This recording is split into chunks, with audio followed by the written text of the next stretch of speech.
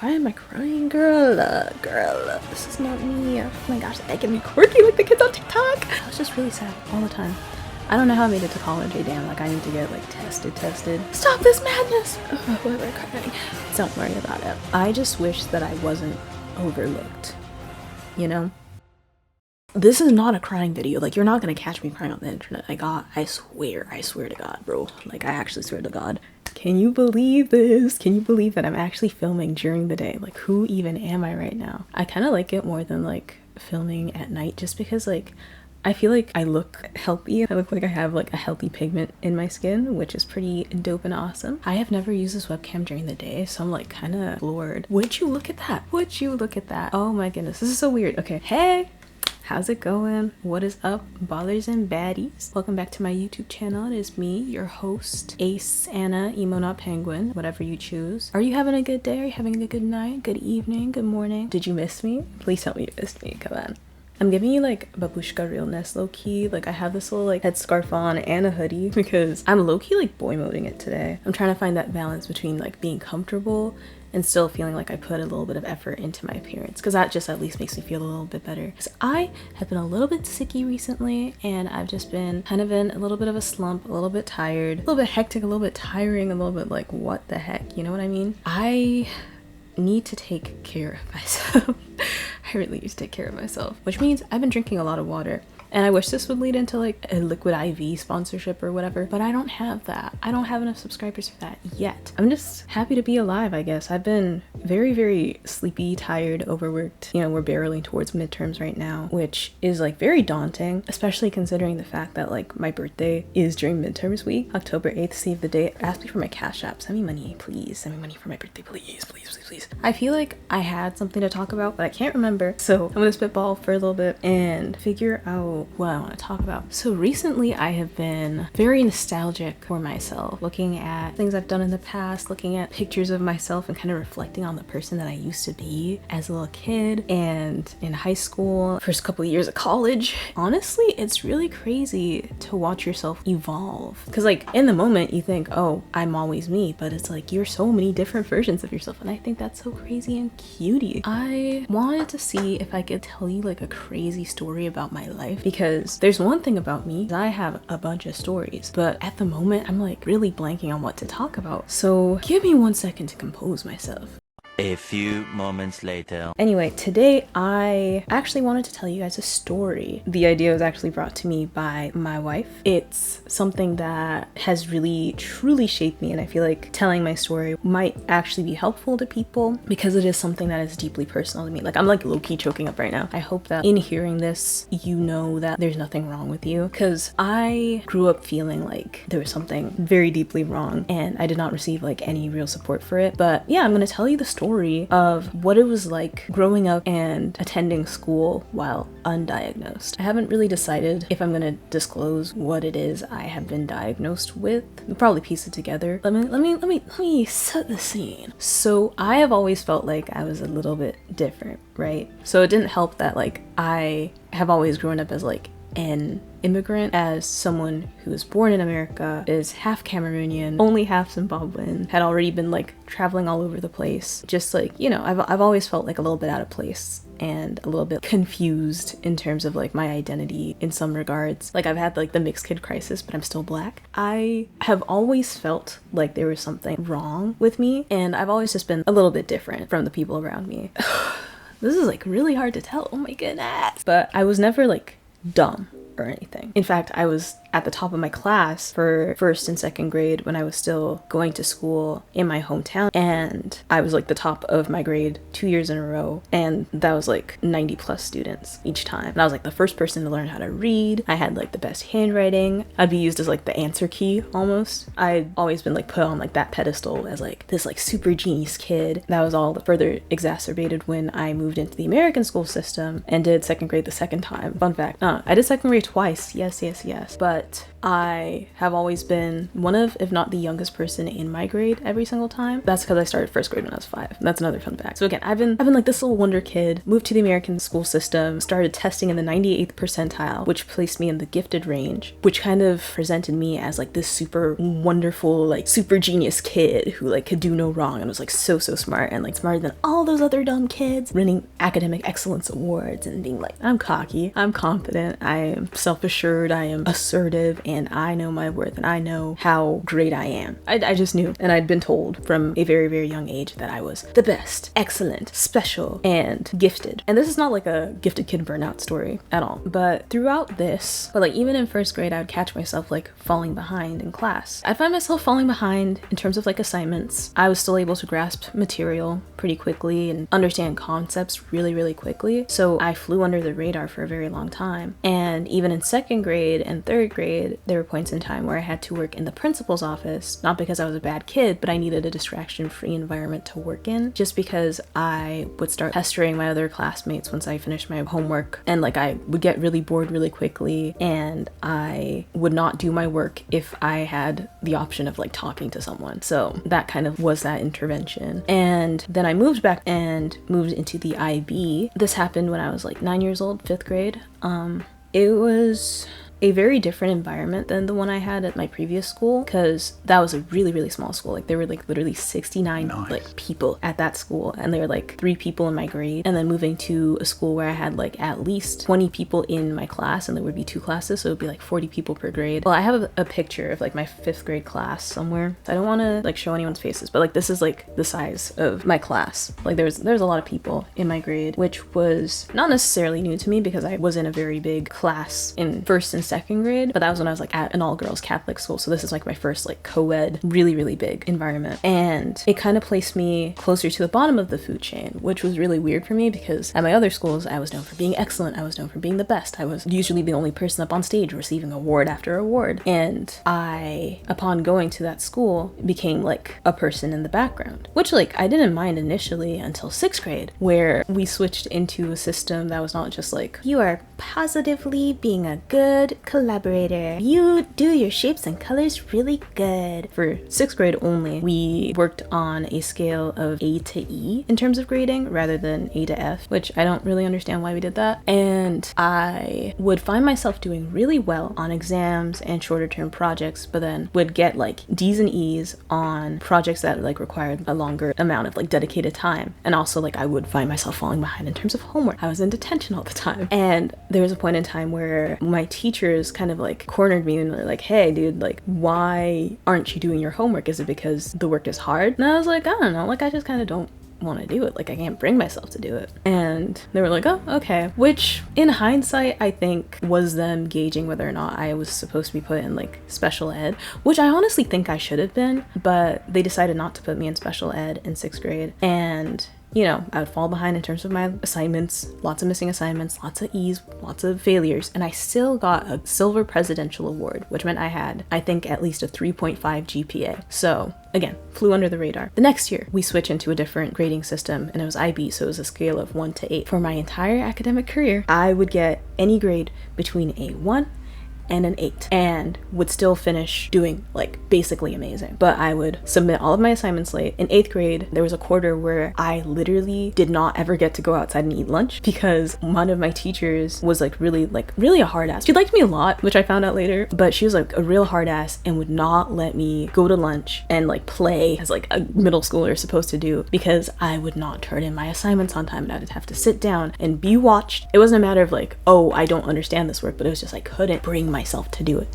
I really could not bring myself to do it. I wouldn't study. I would really half-ass my long-term assignments or do them really last minute or do them way overdue. I would get emails sent home every single day to my parents and get in trouble and get yelled at. I would get ridiculed by my peers because I was outwardly not really putting in much effort, and then immediately getting written off as dumb or not really worth any kind of like engagement, because it was a very competitive system, and not even a competitive system, just a competitive environment where everyone kind of felt like they had to excel academically, which I was still doing in spite of my personal inability to do my work. Because when I did do my work and when I did try, I would get really amazing grades. And I never failed a single class or a single exam at any point in high school. There's like normal math and extended math. And I got placed in extended math for 8th grade because I did really, really well in 7th grade. Like, just being laughed at by my peers and being written off as essentially the opposite of what I had known myself to be and had been told throughout the foundational years of my life was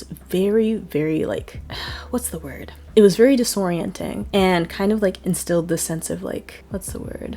Shame. It instilled a lot of shame in me. And I kind of like reached a point where like sharing that with teenage angst never like tides over well or never bodes well. And I think is part of why I am the way that I am today. I don't even know if I'm telling the story properly anyway. But yeah, I got placed in extended math for 8th grade. This teacher of mine was a new teacher. He was like really, really cool, but he was a little bit of an asshole, I'm not gonna lie. Or at least in his like first couple of years, because like by the time that I graduated, he was like a good buddy of mine. But he did not help me. Like, he really did not help me. And I was in a class where it was extended math, so it was like all the smartest people in the grade, all the people whose parents could like pay to get their homework done, all the people who worked their butts off, had the time and willpower to put a lot of effort into their schooling, and you know, like where school was a very big factor for them. And it was also the popular kids who were also a little bit mean and did not like different people, because I am so much is coming back to me. I'm a little bit strange, okay? Like, I'm a little bit weird in the head. I don't know, I'm just me. I'm not really like particularly bothered by that. Okay, just fixed up the lighting a little bit. Yeah, I've always been like a little bit weird. I've also been very much a good friend of my own, first and foremost, and that kind of threw people off. And I'm also like a naturally pretty calm person and pretty like quiet person, just like innately. And I'm also really shy. Unfortunately, the way that my face works, I'm kind of read as like very standoffish or rude or like in some regards creepy, because I was really bad with eye contact, and I'm still really bad with eye contact. I tend to look up whenever I'm thinking about things, and I tend to trail off because there's so much happening in my mind all the time. That did not sit well with the popular kids. So I would sit down in math class, either be ignored or ridiculed every single time I spoke up to ask a question. I would ask a question of my teacher, and he would either laugh at me or brush me off, and no matter how hard I tried, I felt like I really couldn't get it. That kind of like fed into the whole stereotype of like, oh yeah, Anna's kind of dumb, like Anna doesn't work hard, like Anna's not like us, like Anna's not smart like us. And that really sucked really bad, and that made me really like insecure about like my math skills. And still, I didn't fail that damn class. I didn't fail it because I'm so intelligent. My brain is just so big. But yeah, that class really hurt my self-esteem. And I had teachers who would want like, because when I do assignments, I will do them all at once rather than like do drafts. Like, for example, with essays, I'll sit down for an hour and write out an essay, cite it, whatever, and it'll be like A-worthy. But they wanted me to do drafts, and I couldn't do drafts because that's just not how I work. And I was in a point where I couldn't do anything without the impending deadline. Like, that was the only way I could motivate myself to do anything. I had these teachers who wanted very specific structures on how things would be done, and were not like understanding, refused to meet me where I was. I remember one instance where a different guy from like my high school math teacher, he had the whole class start a project, and I didn't manage to do the draft in the exact format that he wanted me to do it, but I came to him with an idea and a very bare bones assignment, like it was barely there, and I sat down and I explained it to him. Girl, it is not that deep. It is a little deep. I don't know why I'm tearing up. I know why I'm tearing up a little bit. Don't mind me. I'm over it a little bit, mostly. I gathered all of my courage and I brought him my bare bones assignment and I explained my concept. I said, I know this is not exactly what you asked for, but this is how I plan on doing this project. Can you help me? And he looked at me with horror and disgust and shock in his eyes. And he said, I won't help you. You didn't do what I wanted you to do. I will not help you.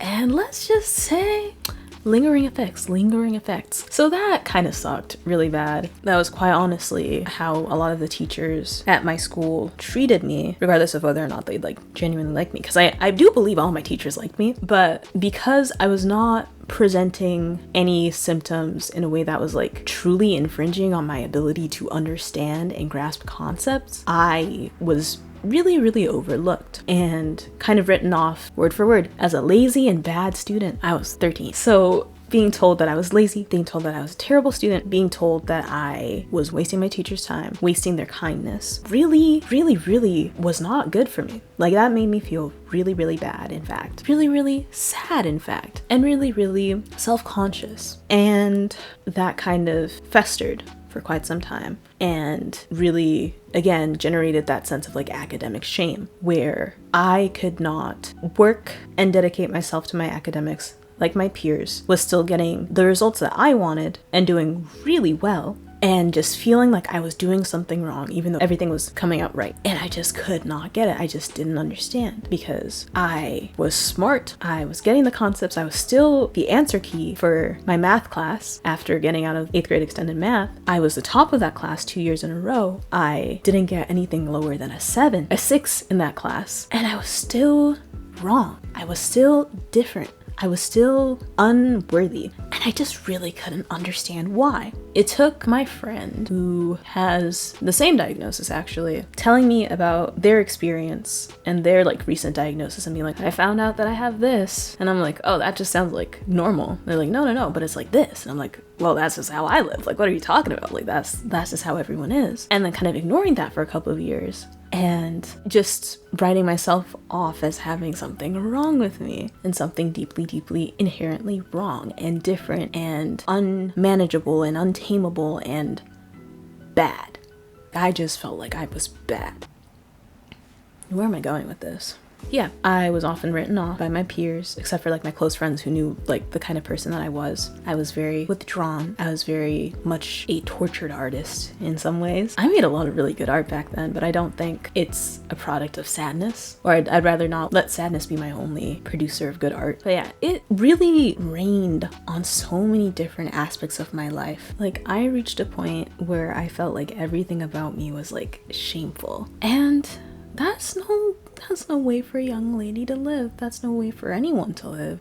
It wasn't until college that I actually decided to seek an actual diagnosis. Like, literally during my 2nd semester of college was when I officially was like, okay, damn, like I need to get like tested. The other thing that kind of like further cemented my beliefs that there was something afoot beyond me being like terrible and horrible and evil was TikTok, believe it or not. And also just like spending all my time online and being introduced to the idea of like self-diagnosis, which I don't really co-sign. I think it's a good place to springboard off of to kind of like actually seek diagnosis, like actual diagnosis. Be controversial. This is my personal take. This is how I personally operate. I didn't really identify with my thing, and even now I kind of don't, because I don't like labels. It's my spiker. Wait until you get a professional to tell you what's up after you kind of, gather your evidence. So I took this time. This is what kind of pushed me to kind of lock in and go, something crazy is amiss. So I spent a lot of time on the internet, on Twitter, and I met a lot of people talking about their experiences with what I have. Literally just like talking more about their own experiences and being like, I kind of relate to that. That kind of sounds like me a little bit. Let me write down what I experience, not like in a hypochondriac way, but just like write down things that I feel in my little mind and see if this really amounts to anything, and bring this to professional and see if I can like get this dealt with, get this checked. So I had my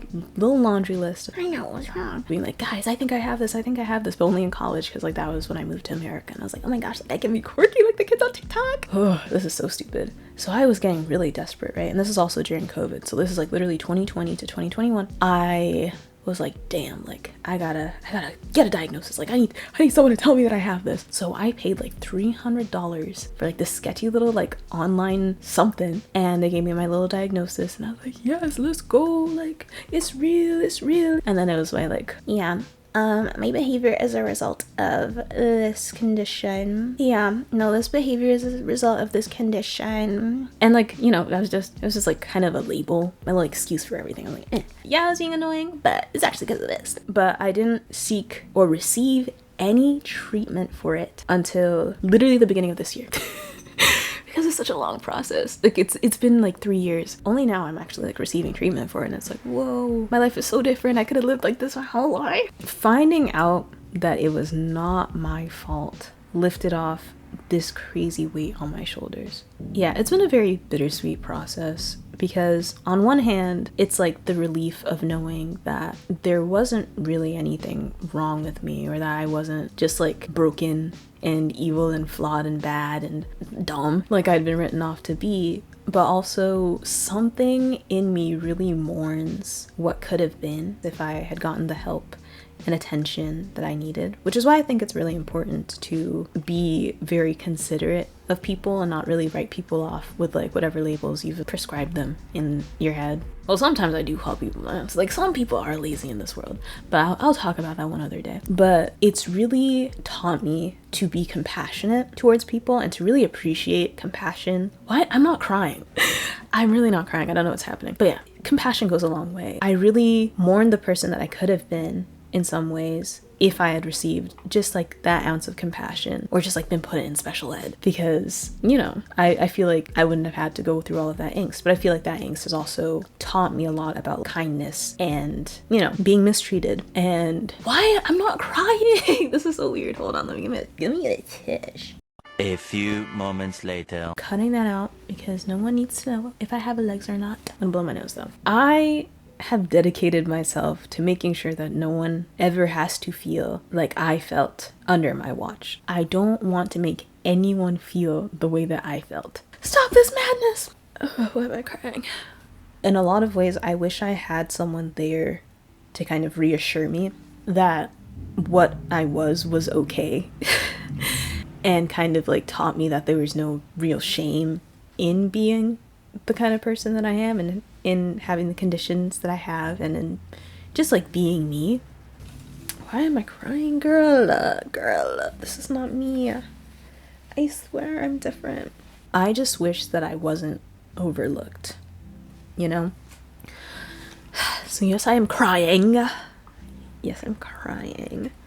Don't worry about it. But yeah, I just wish that I hadn't been overlooked, and I wish that there was someone who had really taken the time to see me and, like, you know, like just like scoop me up and been like, hey man, it's okay, let me help you, rather than spending my time ashamed and sad and just like deeply embarrassed of who I was. This is not a crying video. Like, you're not gonna catch me crying on the internet. Like, I swear to God, bro. Like, I actually swear to God. But instead of sitting down and kind of scorning the past and being like, oh, you ruined my life, I want to make it my mission to make sure that no one feels overlooked and unseen. Because I see you, and I love you, and I care about you, and nothing is wrong about you being you. You can't beat yourself up for being the only thing that you can ever be. I don't know. There's no shame in being you. Unless you're like my worst enemies, then there's a lot of shame in being you, and you should. I gotta bleep that out. Oh my god. I don't even know how coherent that was. I might revisit this and be more precise one day. But that was my story, guys. And thank you so much for sitting down and for listening and for hearing me out. Yeah, this took a lot. I'm not gonna lie. Like, this has been very uncomfortable for me, but also like a little bit therapeutic. And I hope that putting this out there will at least help someone and help you if you need it. And yeah, just know that I see you. I love you. Keep it pushing. Keep balling. Stay bad. And I love you. I love you. I love you. I love you. I love you.